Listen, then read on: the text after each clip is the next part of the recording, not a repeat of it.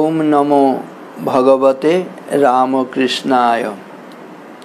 भगवान श्री रामकृष्ण देव, जुग जननी शारदा देवी, जुगाचार्य स्वामी विवेकानंद, जगद्धात्री माता एवं वीरेश्वर शिवजीर चरणे भूलुंठित प्रणाम निवेदन करी। परशमणि यूट्यूब चैनलेर मध्य दिए যারা অনুষ্ঠান দর্শন করছেন তাদের সকলকে অন্তরে শ্রদ্ধা এবং নমস্কার জানাই। আদর্শ জীবন গঠনে মূল্যবোধের শিক্ষা নিয়ে আলোচনা হচ্ছে। মূল্যবোধে ধন্য জীবন এই গ্রন্থ অবলম্বনে এই আলোচনা চলছে। ইতিমধ্যেই আমরা 9টি পর্ব আলোচনা শেষ করেছি। আজকের আলোচনা 10ম পর্ব। মূল্যবোধে ধন্য জীবন গ্রন্থের প্রথম অধ্যায় আত্মত্রাণ বনাম আত্মনাশ এই বিষয়ের উপর আলোচনা চলছে। কখন আমাদের জীবন সফল হয়, কখন আমাদের জীবনে আমরা সফলতা লাভ করে সার্থক হয় জীবন, আর কখন ব্যর্থ হয়, এসব নিয়ে আলোচনা চলছে। বলা হয়েছে আমরা জীবনকে সফল করতে চাই, সার্থক করতে চাই। এই সফল জীবনের জন্য আমাদের শুভ কর্ম করা উচিত। আর কখন জীবনটা ব্যর্থ হয়ে যায়, অশুভ কর্মের জন্য জীবন ব্যর্থ হয়ে যায়। বলা হয় যে শুভ কর্মে শুভ, মন্দে মন্দ ফল, এ নিয়ম রোধে নাহি কারো বল। ভালো কাজ করলে ভালো ফল পাবো, মন্দ কাজ করলে মন্দ ফলের জন্যই আমাদের প্রস্তুত থাকতে হবে। If you do what you should not, you must bear what you would not. If you do what you should not, তোমার যা করা উচিত নয় তুমি যদি তাই করো, তাহলে কি হবে?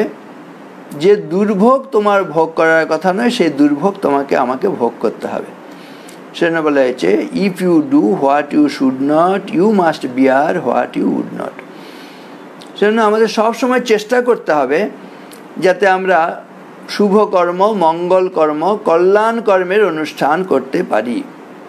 তোমার কল্যাণ মন্ত্রখানি ঘরে ঘরে শান্তি দিক আনি, সন্দেহ পরাস্ত হোক, স্তব্ধ হোক বাদ প্রতিবাদ, রাত্রির তমসা পরে উষার আলোক আশীর্বাদ। ইতিমধ্যেই আমাদের আলোচনা হয়েছে যে কোনটি ভালো কোনটি মন্দ আমরা সব জানি, কোনটি করলে আমাদের মঙ্গল হবে, উন্নতি হবে সেটি জানি, কিন্তু আমাদের সেই মঙ্গল কর্মে মন যায় না। আর কোনটি করলে আমাদের ক্ষতি হবে, আমাদের জীবন ব্যর্থ হয়ে যাবে সেটিও জানি, কিন্তু সেই যে অন্যায় কর্ম, অমঙ্গল কর্ম, কুৎসিত কর্ম, সেগুলো থেকে নিজেদের আমরা বিরত করতে পারি না।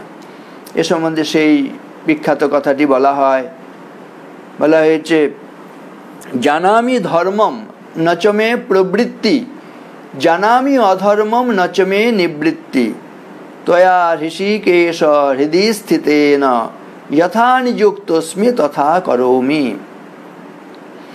যে জানামি ধর্মম নচমে প্রবৃত্তি, কোনটি ধর্ম সেটি জানি, নচমে প্রবৃত্তি, কিন্তু সেই ধর্ম কাজ, মঙ্গল কাজ, কল্যাণ কাজে আমার প্রবৃত্তি নেই, সেদিকে ইচ্ছে হয় না, ভালো কাজ করতে ইচ্ছে যায় না।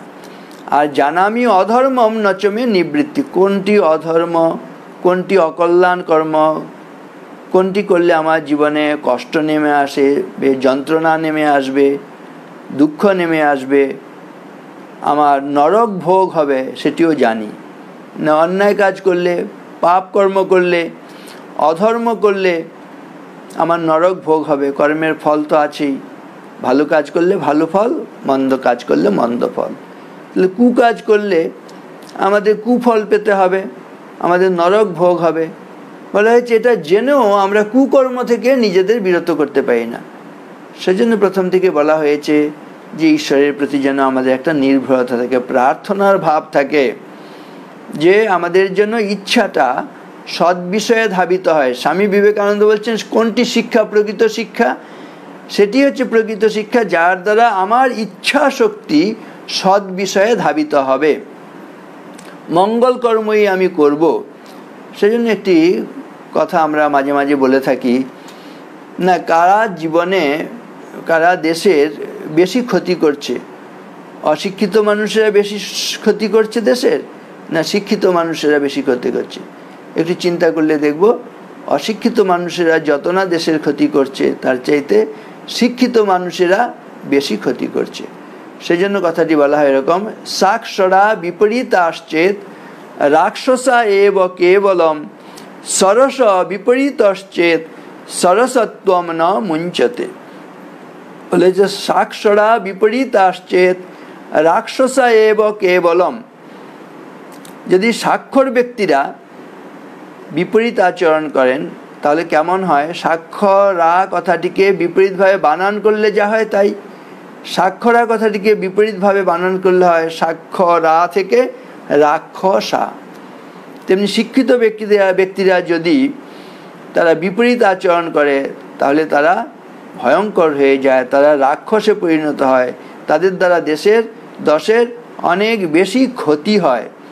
সেজন্য স্বামীজি প্রার্থনা করছেন, হে গৌরীনাথ, হে জগদম্বে, আমায় মনুষ্যত্ব দাও, মা আমার দুর্বলতা কাপুরুষতা দূর করো, আমায় মানুষ করো।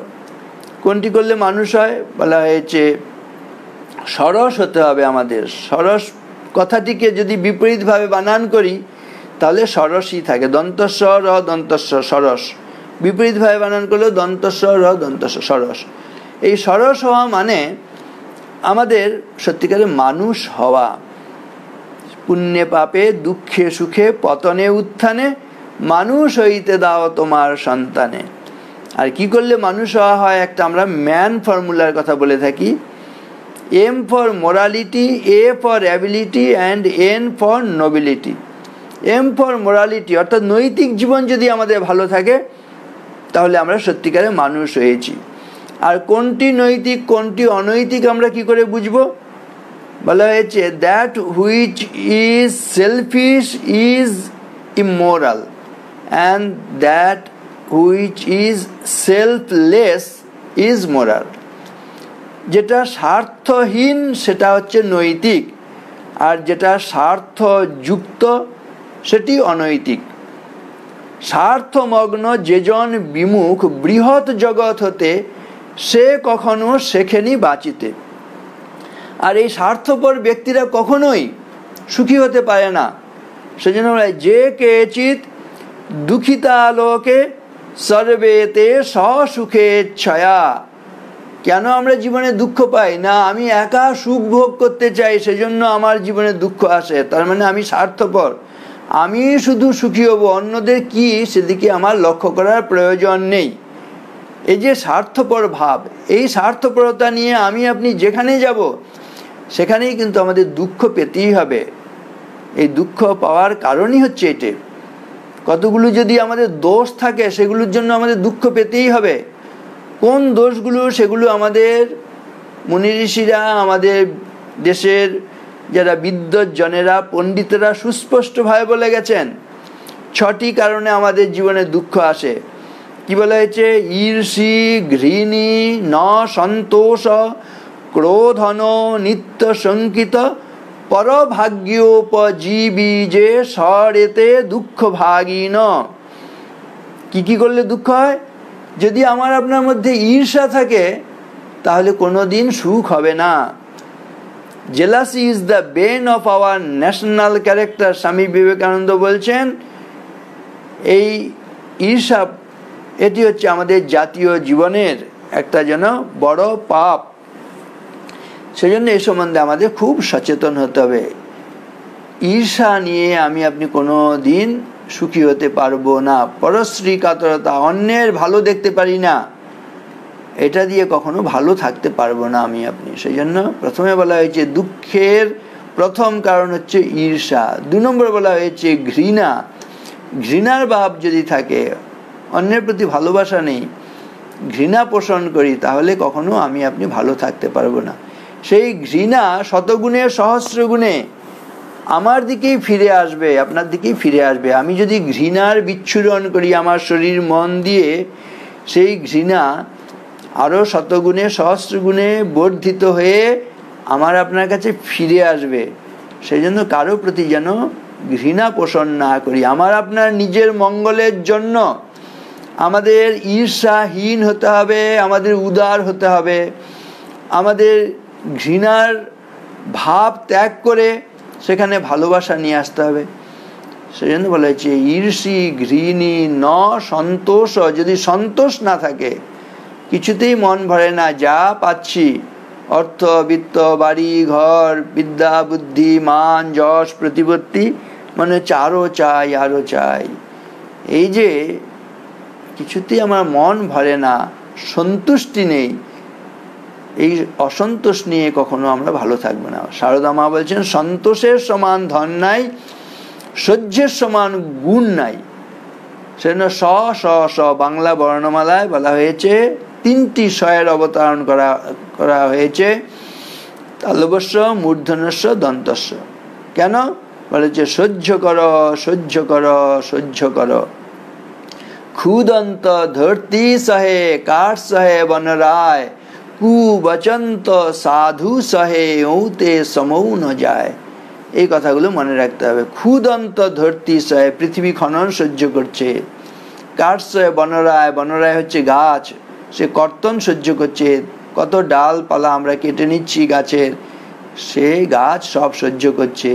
শুধু সহ্য করছে না, যারা তাকে ধ্বংস করছে অত্যাচার করছে সেই মানুষেরই সে সেবাই করে যাচ্ছে। কেবল ফল ফুল ছায়া অক্সিজেন সব দিয়ে গাছ মানুষেরই সেবা করছে, যে মানুষ তার ক্ষতি করছে। সেই জন্য গাছেদের সম্বন্ধে বলা হয় এরা সজ্জন ছাড়া কিছু নয়, এরা যেন মহাপুরুষ। কেন? অপকার দশায়ামপি উপকুর্বন্তি সাধব। কারা সাধু? যারা অপকার পেয়েও উপকার করে। গাছেরা অপকার পেয়েও অন্যের উপকার করে, সেজন্য বলছে এরা মহাপুরুষ তুল্য।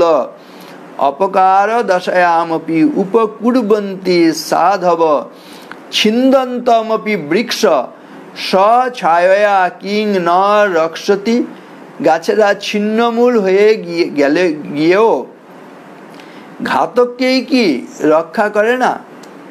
সেই জন্য এই সুন্দর কথাটি বলা হয়েছে, অপকার দশায়ামপি উপকুর্বন্তি সাধব, ছিন্দন্তমপি বৃক্ষ স্বছায়া কিং ন রক্ষতি। সে অন্যের শুধু রক্ষাই করছে, গাছেরা অন্যের মঙ্গল বিধানই করছে, কল্যাণ বিধানই করছে। আমরাও যদি সত্যিকারের মানুষ হই, আমরা যদি সরস হই, তাহলেও আমরা কেউ আমার আপনার ক্ষতি করলেও তারই আমরা মঙ্গল চিন্তা করব, তার কল্যাণ চিন্তা করব। কারণ পরের কারণে স্বার্থ দিয়া বলি, এ জীবন মন সকলই দাও, তার মতো সুখ কোথাও কি আছে? আপনার কথা ভুলিয়া যাও। পরের কারণে মরণেও সুখ, সুখ সুখ করি কেঁদনার, যতই কাঁদিবে যতই ভাবিবে ততই বাড়িবে হৃদয় ভার। অপরের মুখ হাসি ভরা দেখে পারো না মুছিতে নয়ন ধার, পরহিতব্রতে পারো না রাখিতে চাপিয়া আপন বিষাদ ভার। আপনারে লয়ে বিব্রত রহিতে আসে নাই কেহ অবনি পরে, সকলের তরে সকলে আমরা, প্রত্যেকে আমরা পরের তরে। এই মূল্যবোধগুলো নিয়ে যদি আমরা বাঁচি, তাহলে দেখবেন আমাদের জীবন সফল হবে, সার্থক হবে। তা না হলে ওই শুধু স্বার্থ স্বার্থ সদা এই রব হেতা কথা শান্তির আকার, সাক্ষাৎ নরক স্বর্গময় কেবা পারে ছাড়িতে সংসার। কর্মপাশ গলে বাঁধা যার কৃতদাস বল কোথা যায়। এই স্বার্থ নিয়ে থাকলে জীবন ব্যর্থ হয়ে যাবে, ধ্বংস হয়ে যাবে। আমি আপনি আমার আপনার জীবনকে কলুষিত করব এবং দুঃখের নিগড়ে নিজেদেরকে বদ্ধ করব।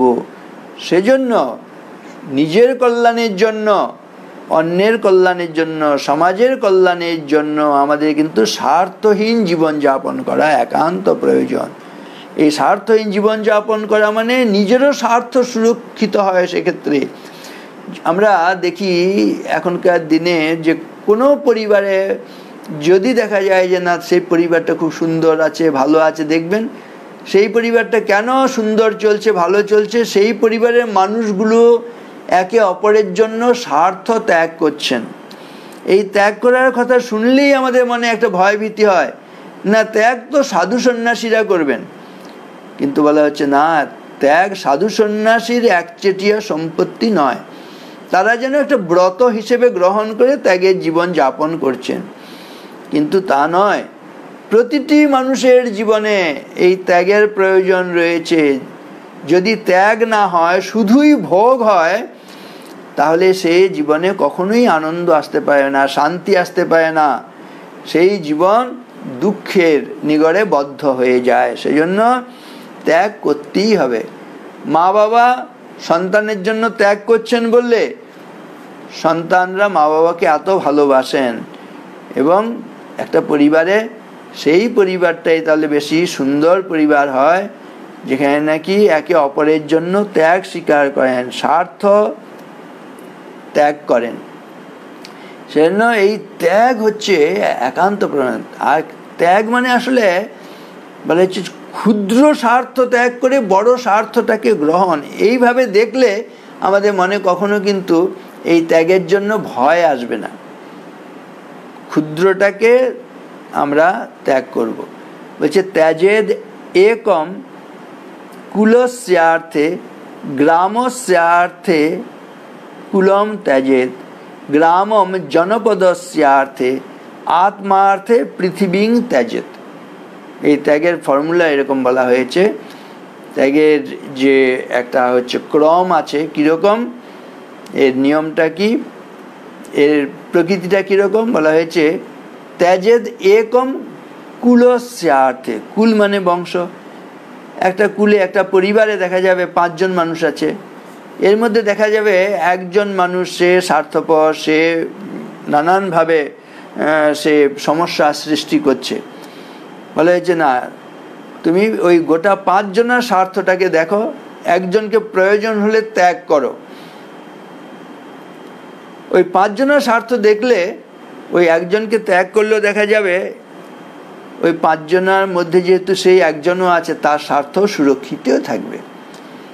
সেজন্য ত্যাজেদ একম কুলস্যার্থে, বেশি মানুষের যেখানে স্বার্থ সুরক্ষিত হবে সেই কাজটা তুমি করবে।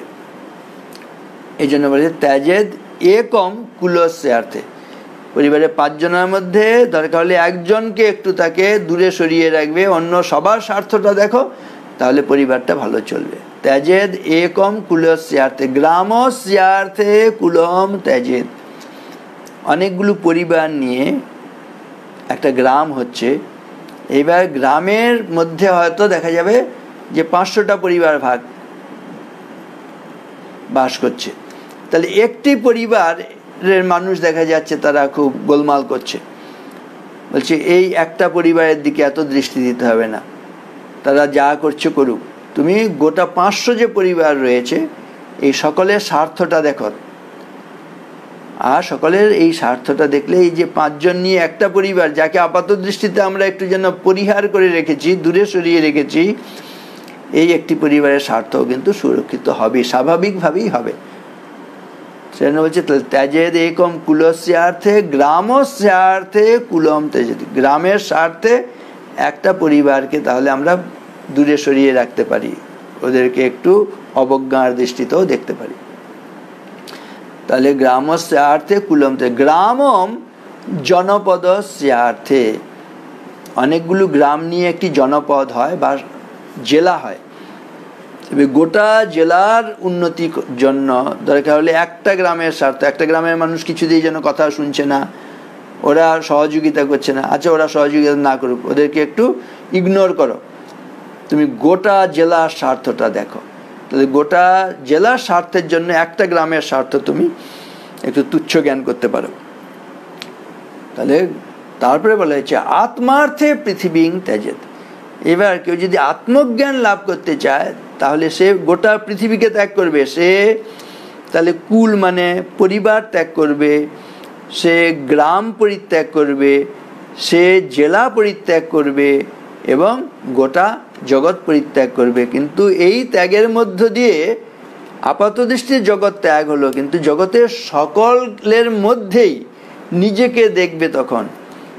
তার পৃথিবীটা ঘরটা তার অনেক বেশি বিস্তৃততর হলো, তখন বসুধৈব কুটুম্বকম হবে, গোটা জগতের মানুষ তার আপনার হয়ে যাবে।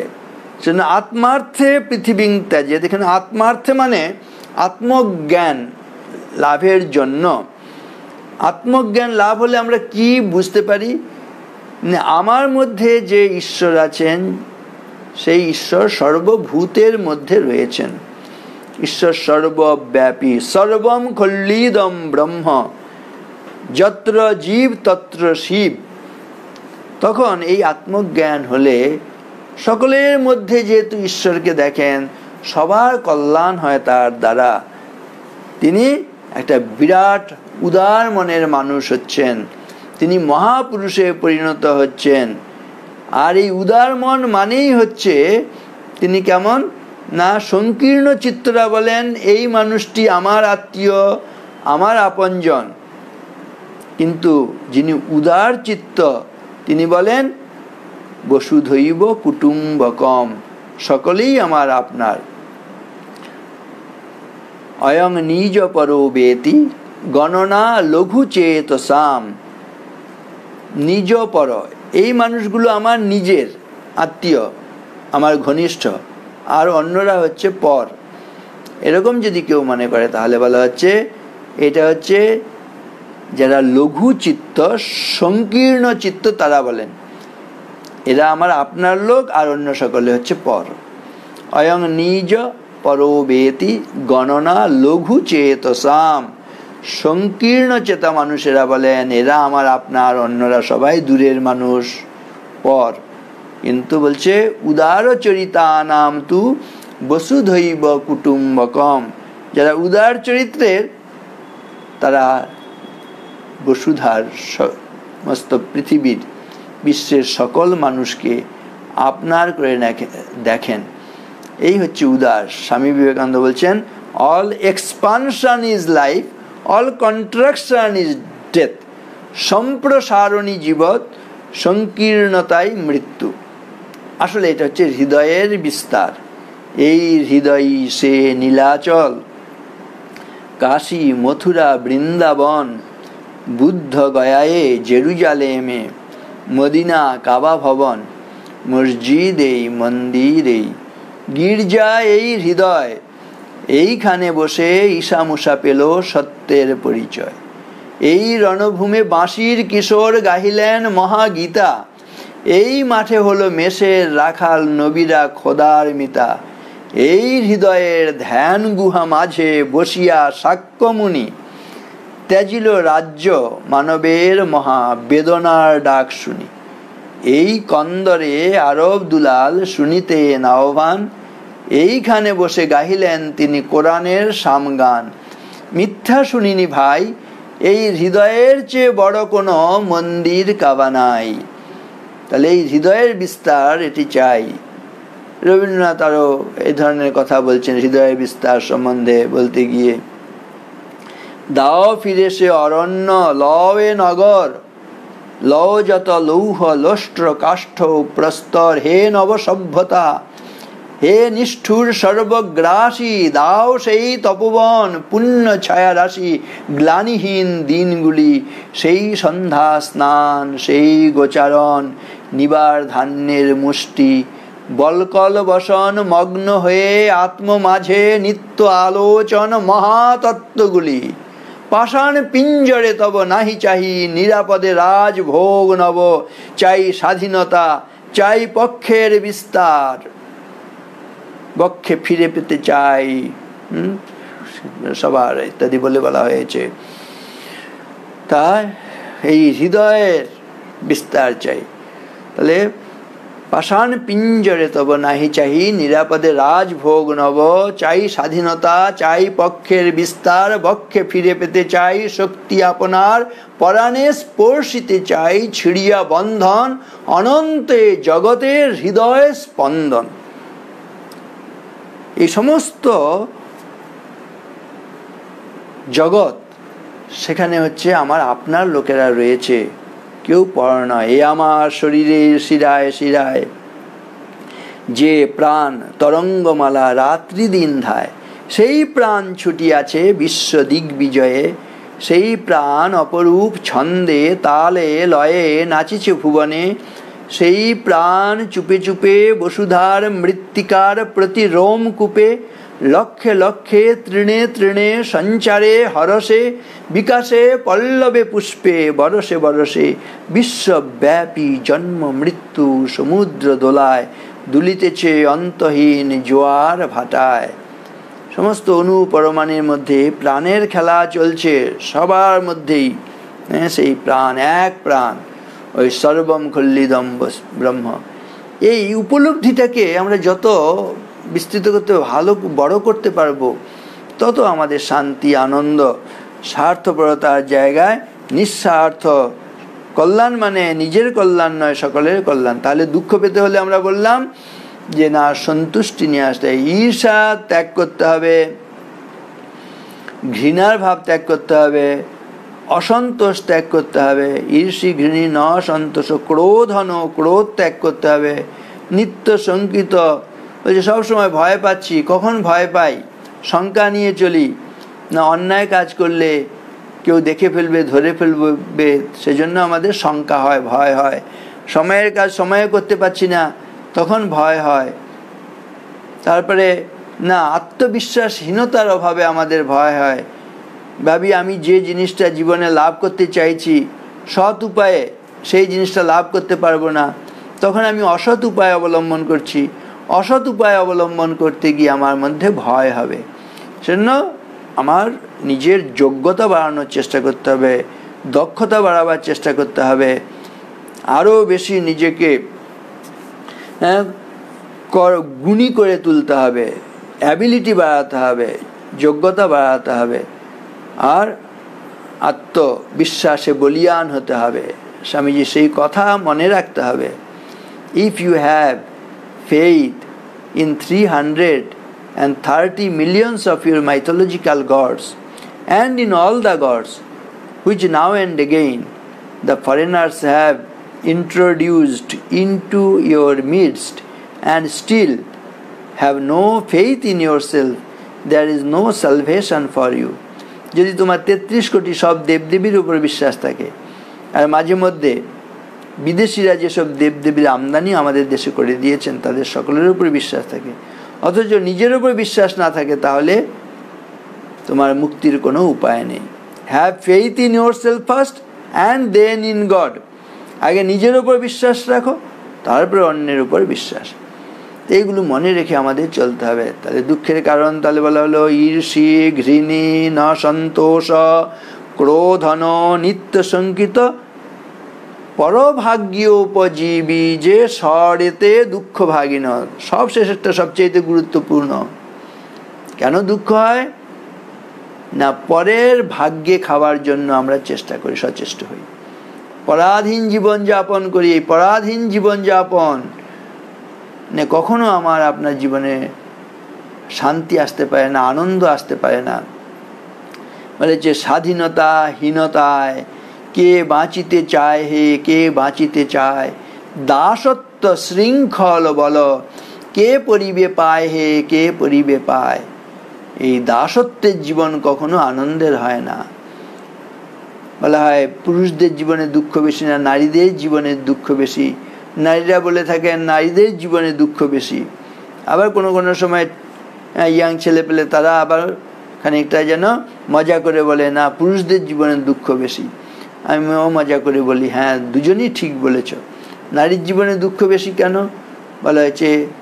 ছেলেবেলায় নারীরা হচ্ছে, আমাদের ভারতীয় কনটেক্সটে দেখি, পিতার অধীন ছেলেবেলায় মেয়েরা, কন্যারা, যৌবনে গিয়ে স্বামীর অধীন, বার্ধক্যে গিয়ে পুত্রের অধীন।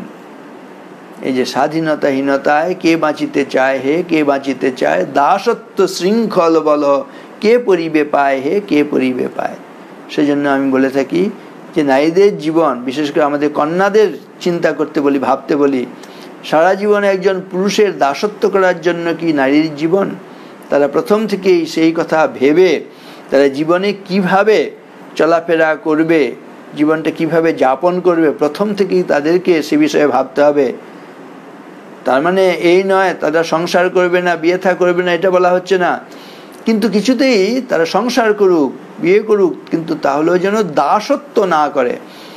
এমন যোগ্যতা লাভ করতে হবে যে আমি বাবার কাছে হাত পাতবো না, স্বামীর কাছে হাত পাতবো না, ছেলের কাছে হাত পাতবো না, নিজে স্বাবলম্বী হব, কারো অধীনে থাকতে বাধ্য হতে হবে আমার জীবনে, এরকমটা নয়।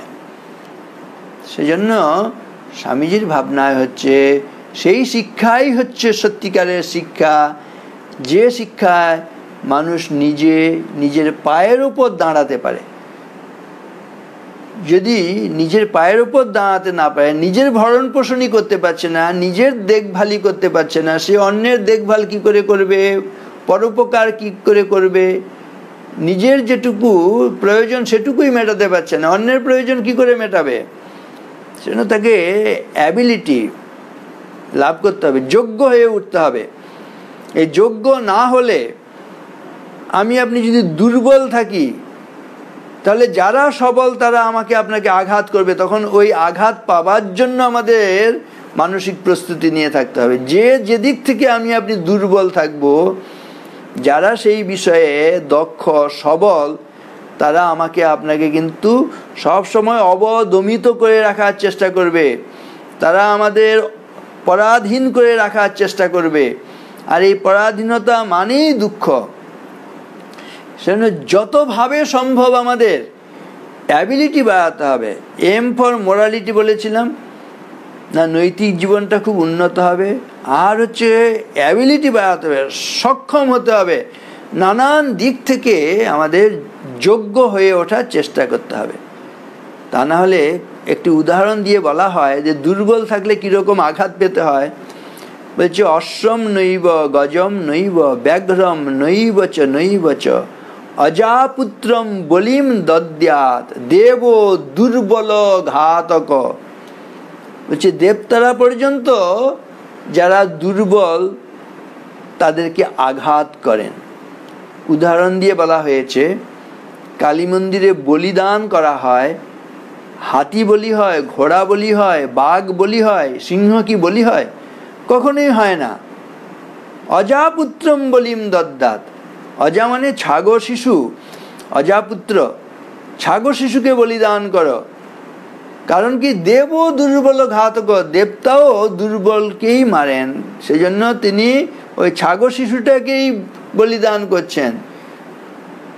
যারা শক্তিশালী পশু, এর মধ্যে হাতি, ঘোড়া, বাঘ, ভালুক, সিংহ, এদের বলিদান করছেন না, বলিদান করছে সবচেয়ে যে দুর্বল ছাগো শিশু তাকে।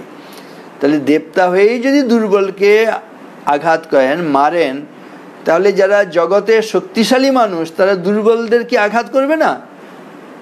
আপনি দুর্বল থাকলে আমাকে একটা চাঁটি মেরে চলে যাবে যে সবল ব্যক্তি, কি করব? আমি কোনো প্রতিরোধ গড়ে তুলতে পারছি না। এইটা মনে রেখে, এইটা যেমন শারীরিকভাবে কায়িকভাবে যেমন সত্য, জাগতিকভাবে বৌদ্ধিকভাবেও আপনি যদি বুদ্ধিগত দিক দিয়ে কারো কাছে দুর্বল হই, তুলনামূলকভাবে একজন বেশি মেধা, বেশি বুদ্ধির অধিকারী, বেশি জ্ঞানের অধিকারী, তাহলে যে অপেক্ষাকৃত মূর্খ বা যে নাকি বোকা, যারা জ্ঞানী, যারা নাকি বেশি চালাক, ওই বোকাদের ঠকাবে। হিসেব জানি না, আমি একটা দোকানে গিয়ে 100 টাকা দিলাম, দিয়ে আমি 70 টাকার জিনিস কিনলাম, তা 10 টাকা আমাকে ফেরত দিল যে নিয়ে যাও। যদি আমি হিসেবটা জানি, আমি বলবো না 70 টাকার জিনিস আমি কিনেছি, আমি 30 টাকা পাবো। আর হিসেব না জানলে 10 টাকা দিলে যা দিয়েছে নিয়ে চলে এলাম, ওই আমি ঠকে গেলাম। তার মানে যে মানুষটি তাহলে আমার চাইতে বেশি হিসেব জানে, যে হিসেব যদি আমি না জানি, এই ব্যাপারে যদি আমার দুর্বলতা থাকে, আমাকে মানুষ ঠকাতে চাইবে। সেজন্য ওই সিম্পল ফর্মুলার কথা আমরা অনেক সময় বলে থাকি। কি আমাদের উন্নতি করতে হয়? Simple growth formula. SIMPLE কথা বলেছি। S for spiritual growth, I for intellectual growth, M for mental growth, P for physical growth, L for logical growth, E for emotional growth. এগুলো বলেছিলাম আমরা এক সময়। না এই simple formula spiritual growth, S দিয়ে হচ্ছে আধ্যাত্মিক শক্তিতে শক্তি সম্পন্ন হতে হবে, এটা সবচেয়ে বড় শক্তি। আই দিয়ে ইন্টেলেকচুয়াল গ্রোথ, বুদ্ধির শক্তিতে শক্তি সম্পন্ন হতে হবে। নির্বোধ বোকা হয়ে থাকলে হবে না, চেষ্টা করতে হবে আমার বুদ্ধি বিকাশ করতে। I for intellectual growth, M for mental growth, মানসিক শক্তিতে শক্তি সম্পন্ন হতে হবে। পি ফর ফিজিক্যাল গ্রোথ, শারীরিকভাবে শক্তি সম্পন্ন হবার চেষ্টা করতে হবে। পি এরপর লজিক্যাল, লজিক্যালটা খুব গুরুত্বপূর্ণ। শুধু যদি আমার শারীরিক বল হয়, শারীরিক বল দিয়ে আমি হয়তো অন্যকে আঘাত করে ফেলবো। শুধু যদি বুদ্ধির বল হয়, বুদ্ধি দিয়ে অন্যকে আমি ঠকাবো। সেজন্য বলছে লজিক্যাল হতে হবে। এই লজিক্যাল হলে তখন হচ্ছে আমার বিচার বিবেক বলে দেবে, না তোমার যে শারীরিক শক্তি হয়েছে সেই শক্তি দিয়ে তুমি অন্য কেউ আঘাতপ্রাপ্ত হচ্ছে, আহত হচ্ছে, আক্রান্ত হয়েছে, তাকে তুমি রক্ষা করো। তুমি অন্যকে আঘাত করবে না তোমার শারীরিক শক্তি দিয়ে। কেউ আহত হলে বা আঘাতের সম্মুখীন হলে, আক্রান্ত হলে তাকে তুমি রক্ষা করো তোমার শারীরিক শক্তি দিয়ে। তুমি তোমার বুদ্ধি দিয়ে অন্যকে ঠকাবে না, বুদ্ধি দিয়ে অন্যেরা যখন নাকি ঠকে যাচ্ছে তাদেরকে তুমি প্রোটেকশন দাও। এটা হচ্ছে লজিক্যাল গ্রোথ হবে। আর ই ফর ইমোশনাল গ্রোথ, ভেতর থেকে আমার ক্ষমা, দয়া, প্রীতি, সহানুভূতি, অন্যের প্রতি ভালোবাসা, সেবা, এই ভাবগুলো জাগ্রত হবে। তখন আমি একটা পূর্ণাঙ্গ মানুষে পরিণত হচ্ছি। তা সেজন্য ভালো থাকার জন্য, জীবনকে সার্থক সফল করার জন্য কতগুলো গুণের চর্চা করতে হবে, বিচার বিবেক নিয়ে চলতে হবে। এই কথাগুলি বলা হয়েছে। এতদিন পর্যন্ত আমরা যে আলোচনাগুলো করলাম, 9টি পর্বে আলোচনা হয়েছে, আজকে 10ম পর্ব আলোচনা। আমরা বলার চেষ্টা করেছি না, ভালো কাজ করতে হবে, শুভ কর্মে শুভ, মন্দে মন্দ ফল, এ নিয়ম রোধে নাহি কারো বল। আমাদের জীবনকে সফল করতে হলে তাহলে মঙ্গল কর্মের অনুষ্ঠান করতে হবে। আর যদি না আমি যেমন খুশি চলবো, অন্যায়ের সঙ্গে নিজেকে যুক্ত রাখবো, তাহলে আমার আপনার জীবন ব্যর্থ হবে। তখন আমার আপনার জীবনে নরক ভোগ হবে। সেজন্য একটি কথা বলা হয়, আমার আপনার মানসিকতা ঠিক করতে হবে। এখানে আজকের আলোচনায় বলা হচ্ছে আত্মত্রাণে মানসিকতার পরিবর্তন রূপ মূল্যবোধ।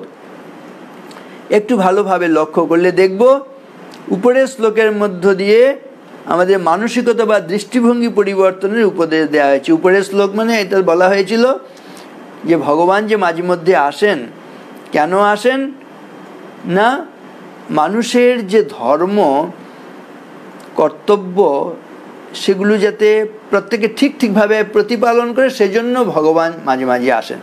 ধর্ম স্থাপনের জন্য ভগবান আসেন আমরা এটা জানি।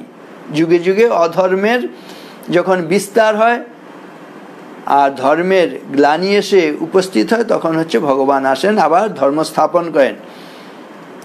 এই ক্ষেত্রে আমরা অনেক সময় বলি না, এই সনাতন ধর্মের যেন পুনঃপ্রতিষ্ঠা করতে ভগবান আসেন। এইটা যেমন সত্য, তেমনি আবার মা হলে মায়ের একটি ধর্ম আছে, বাবা হলে বাবার একটি ধর্ম আছে, স্বামী হলে স্বামীর ধর্ম আছে, স্ত্রী হলে স্ত্রীর ধর্ম আছে, পুত্র হলে পুত্রের ধর্ম আছে, কন্যা হলে কন্যার ধর্ম আছে, ডাক্তার হলে ডাক্তারের ধর্ম আছে, শিক্ষক হলে শিক্ষকের ধর্ম আছে। যে কোনো পেশার মানুষের কতগুলো ন্যায় নীতি এগুলো সব থাকে। সব প্রফেশনালদের অনেক সময় ওথ টেকিং করতে হয়, কতগুলো শপথ নিতে হয়। আমি ডাক্তার হয়েছি, এই নিয়ম নীতিগুলো আমি মেনে চলবো। আমি নার্স হয়েছি, আমার এই নিয়ম নীতিগুলো।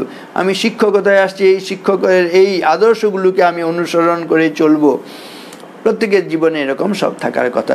বিচারপতি হয়েছে, তারপরে দেখা যাবে মন্ত্রী হচ্ছেন দেশের, প্রধানমন্ত্রী, রাষ্ট্রপতি, বিচারক হচ্ছেন, তারা এরকম শপথ গ্রহণ করেন। তো এই যে প্রত্যেকের জন্য, তার মানে শপথ গ্রহণ করলেন মানে তারা একটা আদর্শকে ধরে চলবেন বলে ঠিক করেন। এই আদর্শগুলো থেকে যখনই যে কেউ বিচ্যুত হবে তখনই কিন্তু অধর্ম হলো। আর এই অধর্ম এসে গেলে তখন হচ্ছে আমাদের ধ্বংস হয়। ধর্ম রক্ষতি রক্ষিত, ধর্মকে যদি রক্ষা করা হয় ধর্ম আমাদের রক্ষা করেন। আর যদি ধর্মকে ধ্বংস করা হয়, ধর্ম আমাদের মানে ধর্মকে ধ্বংস মানে অধর্ম হলো, সেই অধর্ম এসে আমাদেরই ধ্বংস করবে। সেজন্য ধারণার ধর্ম ইত্যাহু। কোনটা ধর্ম? যেটা ধারণ করবে না, রক্ষা করে, সেটা ধর্ম। ধারণার ধর্ম ইত্যাদি। ধর্ম ধারয়তে প্রজাহা। ধর্ম হচ্ছে প্রজা মানে সৃষ্ট প্রাণীকে রক্ষা করে। যৎসা ধারণ সংযুক্তম, যেটা এই রক্ষা করার রূপ কর্মের সঙ্গে যুক্ত। যস্যাৎ ধারণ সংযুক্ত সধর্ম ইতি নিশ্চয়, সেটা হচ্ছে ধর্ম। ধর্ম এব হত হন্তি। ধর্ম এব হত মানে ধর্মকে হত্যা করা হলে, ধ্বংস করা হলে, হন্তি সে হচ্ছে আমাদের হত্যা করবে। ধর্মকে হত্যা করলে সেই ধর্ম আমাদের হত্যা করবে। ধর্মকে হত্যা করা মানে সেখানে অধর্মের প্রাদুর্ভাব হলো, সেই অধর্ম এসে আমাদের ধ্বংস করবে বা হত্যা করবে। সেই জন্য বলছে ধর্ম এব হত হন্তি। ধর্ম রক্ষতি রক্ষিত। ধর্ম যদি রক্ষিত হয়, ধর্ম যদি ঠিক থাকে, তাহলে সে আমাদের রক্ষা করবে। ধর্ম রক্ষতি, তখনই ধর্ম রক্ষা করবে যখন সে রক্ষিত, তাকে রক্ষা করা হলো। ধর্ম পালন হলে তখন সেই ধর্ম এসে আমাদের পালন করবে। আর ধর্ম যদি ধ্বংস হয়ে যায়, তার মানে অধর্ম হলো, সেই অধর্ম এসে আমাদের ধ্বংস করবে। তাহলে ধর্ম এব হত হন্তি, ধর্ম রক্ষতি রক্ষিত। আর ধর্মকে আমরা তস্মাৎ ধর্মনু হন্তব্য মানো ধর্ম হতবে। তস্মাৎ ধর্মনু হন্তব্য, সেজন্য বলা হয়েছে সেজন্য আমরা যেন ধর্মকে কখনো ধ্বংস না করি। ধর্মকে ধ্বংস না করলে, ধর্ম রক্ষিত হলে তখন আমরা রক্ষা পাব। সেজন্য আমাদের ভালো কাজ করতেই হবে, অধর্ম কাজের অনুষ্ঠান করলে হবে না। এখানে বলা হয়েছিল আগের শ্লোকটি বলতে, সধর্ম কর্ম বিমুখা কৃষ্ণ কৃষ্ণেতি বাদিন তে হরের দেশিন মূঢ়া ধর্মার্থম জন্মায়তে হরি। সধর্ম কর্ম বিমুখা, নিজের কর্তব্য কাজ করছে না কিছু সংখ্যক মানুষ থাকে, তারা নিজের আদর্শ থেকে তারা সরে আসে, বিচ্যুত হয়, আদর্শ থেকে বিচ্যুত হয়। সধর্ম কর্ম বিমুখা কৃষ্ণ কৃষ্ণেতি বাদিন, এদিকে মুখে কৃষ্ণ কৃষ্ণ নাম বলছে, বলছে তে হরের দেশিন মূঢ়া, এরা হচ্ছে মূর্খ, এরা হরির বিদ্বেষ করছে, কৃষ্ণের বিদ্বেষ করছে। কারণ ধর্মার্থম জন্মায়তে হরি, কারণ ধর্ম স্থাপনার জন্য হরি মাঝে মাঝে জন্ম ধারণ করে আসেন। তাহলে আমরা যেন প্রত্যেকে যার যা ধর্ম, পিতা হলে পিতার ধর্ম, মাতা হলে মাতার ধর্ম, কন্যা হলে কন্যার ধর্ম, পুত্র হলে পুত্রের ধর্ম, স্বামী হলে স্বামীর ধর্ম, স্ত্রী হলে স্ত্রীর ধর্ম, এগুলো ঠিক ঠিকভাবে পালন করি। আর এগুলো থেকে বিমুখ হলেই, বিমুখ হওয়ার পরেও যদি আমরা পরে যদি কৃষ্ণ কৃষ্ণ বলি, ভগবানের নাম বলি, কৃষ্ণ বা ভগবান আমাদের প্রতি কিছুতেই সন্তুষ্ট হবেন না। তিনি মনে করবেন এ ভেগধারী হয়েছে, ধ্বজাধারী হয়ে, ধর্মের ধ্বজাধারী হয়ে সে দেশের সমাজের ক্ষতি করছে। এর জন্য ভগবানের যেন ক্রোধ সেটি আমাদের উপর নেমে আসবে, ভগবানের অভিশাপ আমাদের জীবনে নেমে আসবে। কারণ আমরা ধর্মচ্যুত হয়েছি, আমরা আদর্শচ্যুত হয়েছি, আমরা দুরাচারিতে পরিণত হয়েছি, আমরা লম্পটে পরিণত হয়েছি, আমরা মানুষ না হয়ে দানবে পরিণত হচ্ছি, রাক্ষসে পরিণত হচ্ছি।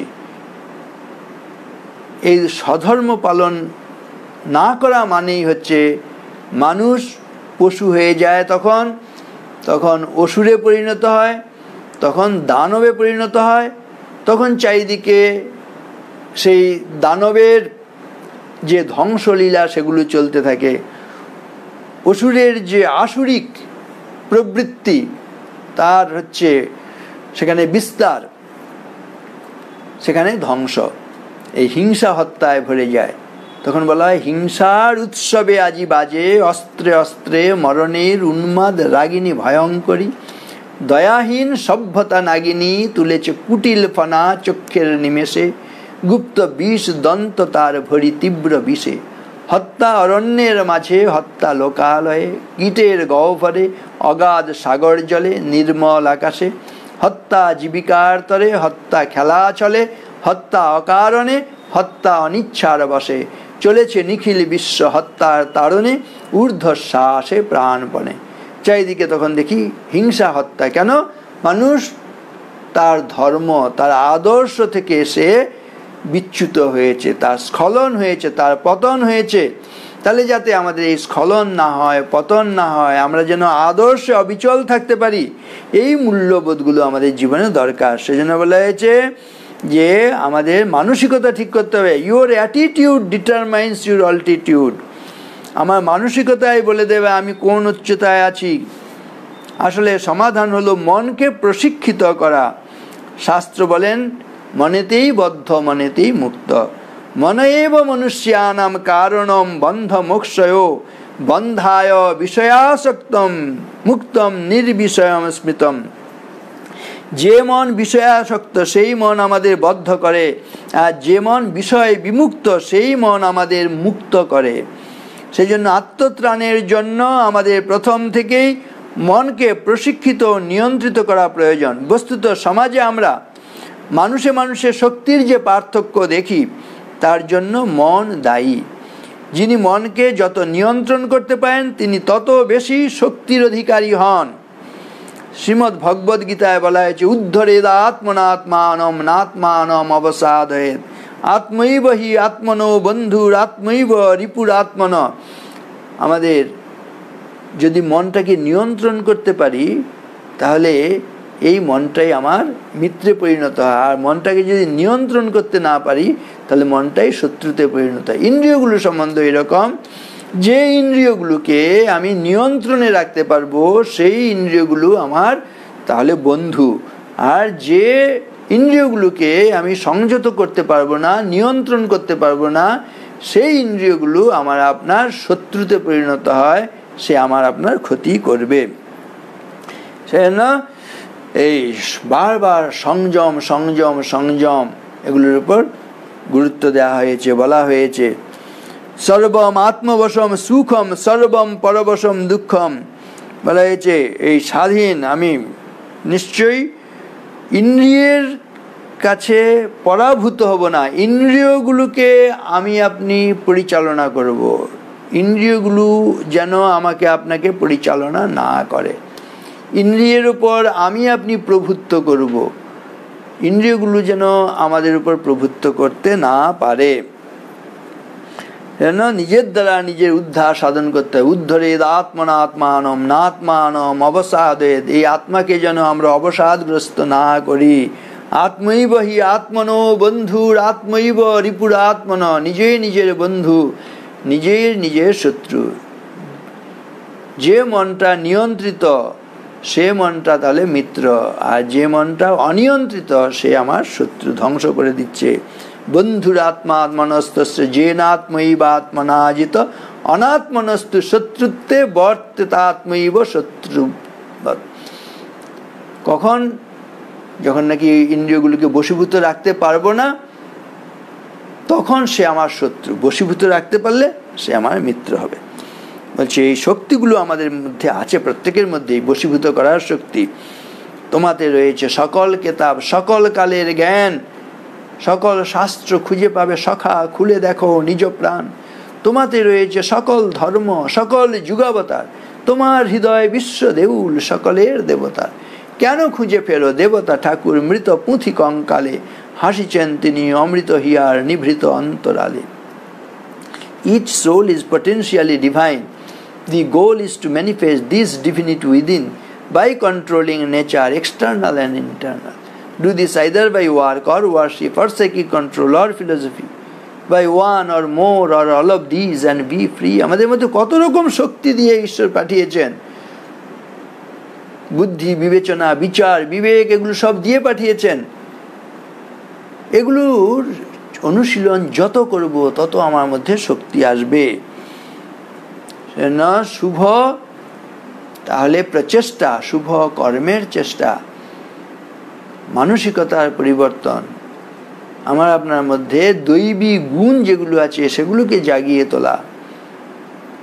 অভয়ম সত্য সংশুদ্ধির জ্ঞান যোগ ব্যবস্থিতি দানম দমশ্চ যজ্ঞশ্চ স্বাধ্যায় তপ আর্জবম অহিংসা সত্যম অক্রোধ ত্যাগ শান্তি অপৈশুনম দয়াভূতেষু অলোলুপ্তম মার্দবম হ্রীরচাপলম তেজ ক্ষমা ধৃতি শৌচম অদ্রোহ ন অতিমানিতা ভবন্তি সম্পদম দৈবীম অভিজাতস্য ভারত। এই দৈবী সম্পদগুলোতে আমাদের সম্পন্ন হতে হবে, এগুলোর দ্বারা নিজেদের সজ্জিত করতে হবে। স্বামীজি বলছেন truth, purity and unselfishness, wherever these are present, there is no power below or above the sun to crush the possessor thereof.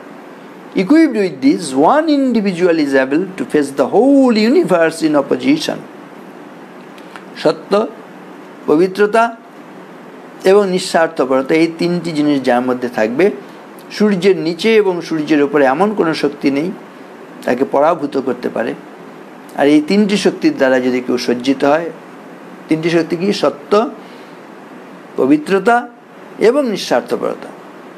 এই তিনটি শক্তির দ্বারা আমি আপনি সজ্জিত হলে সারা বিশ্ব ব্রহ্মাণ্ড যদি আমাদের বিরুদ্ধে দাঁড়ায়, তাহলে আমি আপনি জয়ী হব, ওই অন্য সকলে পরাজিত হবে। সেজন্য বলছে Swamiji, have faith in yourself first, then in God. নিজের উপর আগে তুমি বিশ্বাস স্থাপন করো। শক্তি ভাবনা, নিজেকে দুর্বল ভাবলে দুর্বল হয়ে যাবে, শক্তিশালী ভাবলে শক্তিশালী হবে। If you think yourself weak, weak you will be. If you think yourself strong, strong you will be. সেজন্য ভাবো কিরকম? জগদীশ্বর ঈশ্বর, আমি পুরুষোত্তম সত্য, আমি তাথিয়া তাথিয়া মথিয়া ফিরি এ স্বর্গ পাতাল মর্ত। অহং রুদ্রে ভি বসুভিশ্চরামি অহমাদিত্যৈ ঋত বিশ্বদেবৈ অহং মিত্রা বরুণোভা বিভর্ম্যহম অহম ইন্দ্রাগ্নি অহম অশ্বিনোভা। এই অম্রিন ঋষির কন্যা বাঘ, একজন কন্যা, ঋষি কন্যার এরকম শক্তির যেন জাগরণ হয়েছে তার মধ্যে। তিনি বলছেন, আমি অগ্নিরূপে, মিত্ররূপে, বরুণ রূপে সারা বিশ্ব ব্রহ্মাণ্ডে বিচরণ করছি। অহং রুদ্রে ভি বসুভিশ্চরামি, রুদ্র রূপে, বসুগণ রূপে আমি বিচরণ করি। অহং মিত্রা বরুণোভা বিভর্মি, মিত্র বরুণ এদেরকে ভরণ করি, পোষণ করি, লালন করি। অর্থাৎ আমার থেকে সকলে জাত হয়েছে। এই যে দেবতার শক্তি, দেবতারা পর্যন্ত আমার থেকে জাত হয়েছে, এই উপলব্ধি হচ্ছে অম্রিন ঋষির কন্যা বাঘ। তিনি সেই সর্বশক্তিময়ীর সঙ্গে নিজেকে যেন যুক্ত করছেন। গতির ভর্তা প্রভু সাক্ষী নিবাস শরণম সুহৃদ প্রভব প্রলয় স্থানম নিধানম বীজম অব্যয়ম। এই সব কিছুর যেন আমি উৎস, সমস্ত শক্তির অধীশ্বরী। তৈতদ্ধার্যতে বিশ্বম তৈতৎসৃজ্যতে জগৎ তৈতৎপল্যতে দেবী তমস্যন্তে চ সর্বদা। সেই জগন্মাতার শক্তি থেকে সব কিছু এসছে বলে সেখানে উপলব্ধি হচ্ছে।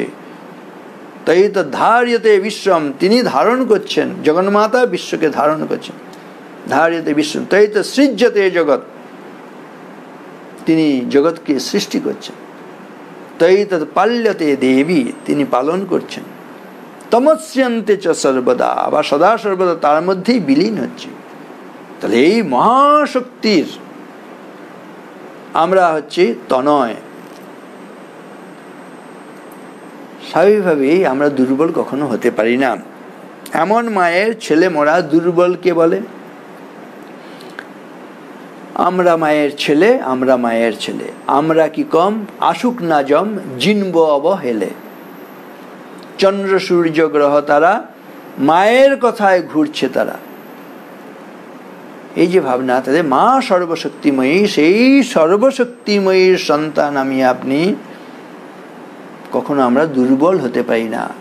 তাহলে সেই শক্তি, সাহস, শৌর্য, বীর্য অবলম্বন করার চেষ্টা করতে হবে। স্বামীজির কথায়, সাহসে যে দুঃখ দৈন চায়, মৃত্যুরে যে বাঁধে বাহু পাশে, কাল নৃত্য করে উপভোগ, মাতৃরূপা তারই কাছে আসে।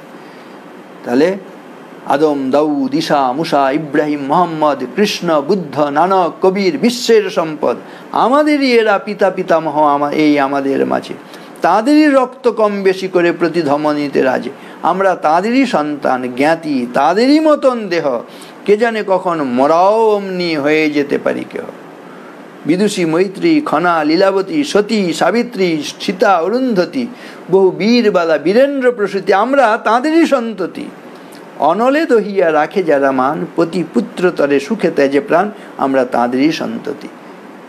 তাহলে এরকম মহাপুরুষগণের আমরা সন্তান সন্ততি হয়ে আমরা দুর্বল হব কখনো? কখনো হব না। এই ভাবনাগুলো আমাদের সদা মনের মধ্যে জাগরুক রাখার চেষ্টা করতে হবে, তাহলে আমরা ভালো থাকব, আমাদের জীবন সার্থক হবে, সফল হবে, আমরা ধন্য জীবনের অধিকারী হব।